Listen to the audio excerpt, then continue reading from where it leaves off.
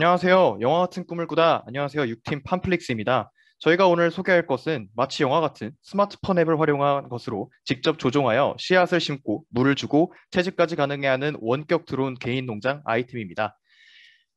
먼저 저희 팀에 대해서 간략하게 소개해드리겠습니다. 창업 아이템의 전반적인 아이디어를 내주신 이택수님, 그리고 아이디어를 실현시키시는 데 도움을 주신 김낙훈님, 수익 구조를 탄탄하게 함으로써 창업 아이템의 기반을 마련해주신 송영진님으로 구성되어 있습니다. 저희 창업 아이템을 만들기 전 다음과 같은 문제점이 있었습니다. 1차 산업에 대한 관심 부족, 그리고 도시에서는 귀농과 같은 농촌 체험을 할 수 있는 접근성 및 인프라 부족, 그리고 거동이 불편하신 분들과 코로나로 인한 외부 활동 부족으로 인해 자연에 대한 욕구 해소 부족이 문제였습니다.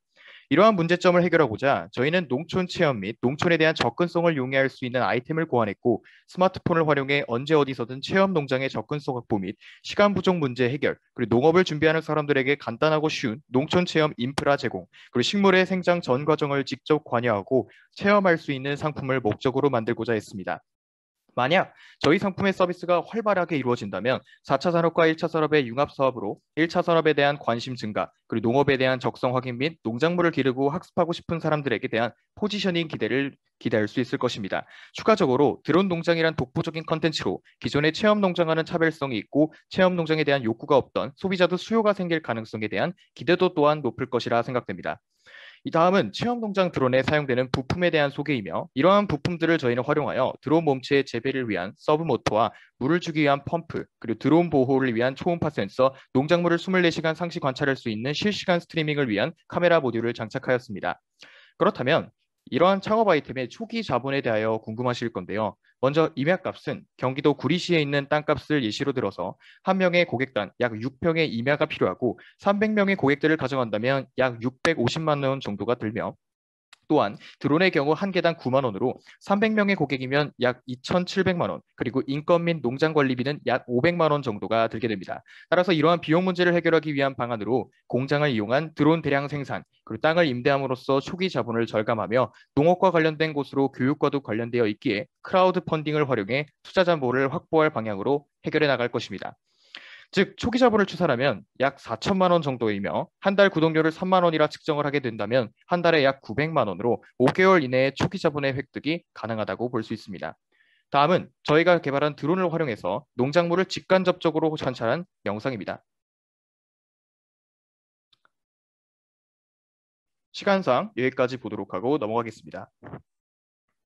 그래서 저희 창업 아이템의 수익 구조는 유튜브의 구독 서비스에 착안하여 일반 구독 서비스와 프리미엄 구독 서비스를 나누어 제공해 소비자가 추가적으로 원하는 서비스를 제공하는 방식을 채택하였습니다. 또한 게임의 상점 서비스와 비슷하게 농장과 드론을 업그레이드하고 싶은 분들을 위해 상점이나 부품에 꾸밀거리 등을 구매할 수 있는 게임의 과금과 같은 서비스를 또한 운영하고 있습니다. 또한 앱 사용 시 나오는 광고로 인한 광고 수익 및 농업고나 농업에 관련된 대학교의 실습용 장소와 수업으로 인한 수익 확보가 가능하며, 드론을 활용한 지역을 관광화 상품으로 만들어 수익 또한 얻을 수 있습니다. 추가적으로 드론 개인 체험 농장을 운영하다가 중도에 포기하여 돌아오는 땅은 아이들의 체험 농장 서비스를 이용함으로써 체험료 수익 등을 확보할 수 있습니다.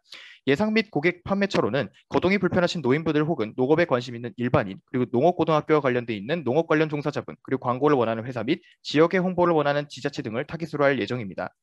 다음은 마케팅으로 기존에 체험하는 체험 농장 대비 드론을 활용해 전반적인 농업 체험 서비스를 모두 해결할 수 있다는 특징이 있기 때문에 제품 차별화 전략을 취하며, 스타트업이기 때문에 진입기 위주의 프로모션을 취할 것이고 세대별 타겟층으로 대상으로 서비스 등을 구축하는 방안으로 성장해 나갈 것입니다. 귀농 현상이 이렇게 증가함에 따라서 농업에 대한 관심도는 더욱 높아지고 있고, 귀농 현상 추세에 따라 농업을 체험해 볼 수 있는 서비스 역시 비례하고 증가하고 있는데요. 이렇게 4차 산업과 1차 산업에 융합하는 스마트팜 분야 역시 지속적으로 발전할 것이며, 투자를 받는다면 발전 가능성이 매우 높을 것으로 전망됩니다. 이처럼 또 자료를 보게 되면 도시농업 체육 관심 여부의 비율이 높아짐에 따라서 저희가 기획한 드론 체험 농장 서비스에 대한 잠재 수요 역시 비례적으로 올라간다는 것을 알 수 있습니다.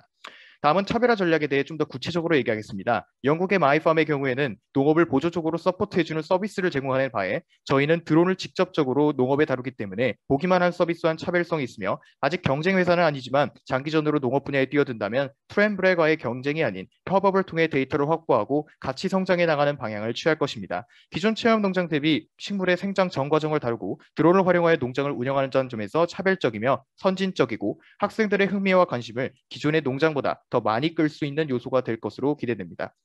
자, 시장 진출입니다. 아인슈타인이 이야기하길 벌이 세상에서 사라지면 4년 안에 인류는 멸망할 것이라 이야기하였습니다. 이는 미국에서는 벌이 멸종 위기종으로 등록되어 있다는 뜻이며 세계 식량의 90%를 충당하고 있는 약 100종의 작물 중 무려 70종 이상의 수분을 관장한다는 말이 됩니다. 즉 별이 멸종하게 되면 식량뿐만 아니라 이러한 물과 같은 종류의 커피 역시 먹을 수 없게 됩니다. 즉 저희는 이러한 드론의 수분 관장 사업도 같이 함으로써 벌의 수분을 대신 관장해주는 사업으로도 나아갈 수 있으며 해외 땅을 임대함으로써 국내외의 작물의 다양성 또한 확보할 수 있다는 점이 메리트가 되겠습니다. 또한 저희가 직접 만든 드론을 가지고 산업용 드론 시장으로도 뻗어나갈 수 있다는 전망이 있습니다.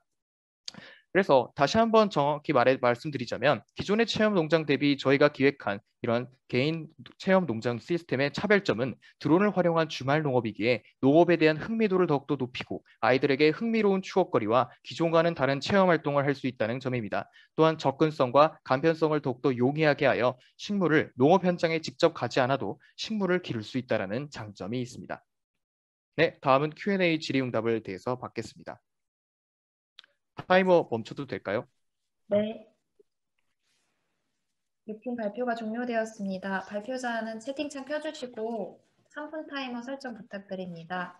네. 그러면 3분 타이머 켜고 질의응답 시작해 주세요.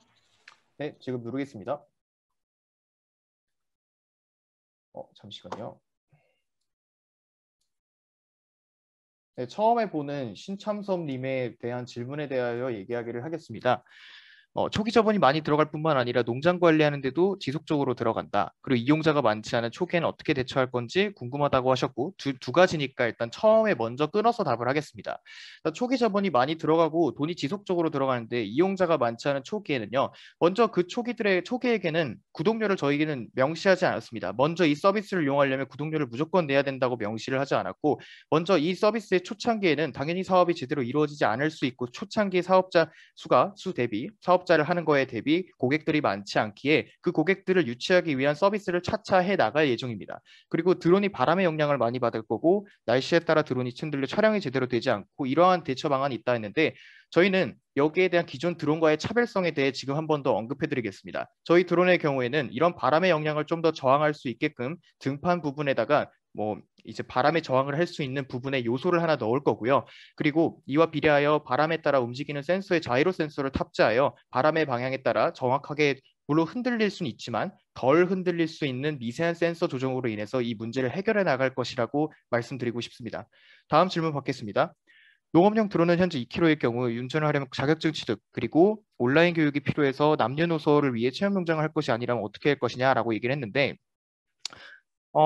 일단 이거에 대한 자격증을 취득을 해야 된다라는 거는 물론 자격증은 필요하겠죠. 일반 다수도 활용할 수 있는 부분이 있긴 한데 근데 저희 농업을 저희가 기획하고 그리고 이 만든 드론의 경우에는 드론의 자격증 요소에도 산업용 자격증이 아닌 그냥 다룰 수 있는 자격증 요소와 그다음 충분히 이거에 다룰 수 있는 능력이 된다면 활용할 수 있는 방안으로 만들어 나갈 것이고요.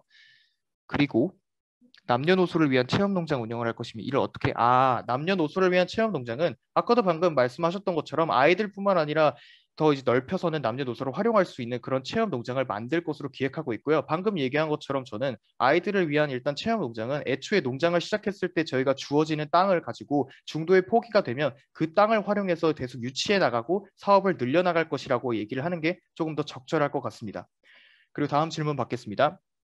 초기에 씨앗을 심거나 농작물에 문제가 생기는 뒤에 발생하면 직접 방문해야 하고 그럼 고용한 다음에 드론의 필요성이 필수적이냐라고 일단 먼저 하나 얘기를 해줬고 그 뒤에 커뮤니티나 영상 촬영 등의 방법을 사용한다면 드론과 인건비의 가격을 줄일 수 있다. 그러니까 이 말씀은 지금 농작물에 문제가 생기는 일이 발생하면 직접 방문해야 되기 때문에 따로 고용한다면 이거에 대해서 필요성이 있냐라고 물어보신 것 같은데 물론 사람이 하는 일은 부분적으로 있지만 저희 사업 역시 일단 드론으로 전반적인 농업 업무를 직접적으로 관여하고 도와주는 서비스이기 때문에 직접 이제 관찰하고 보는 서비스와는 다를 수 있겠죠.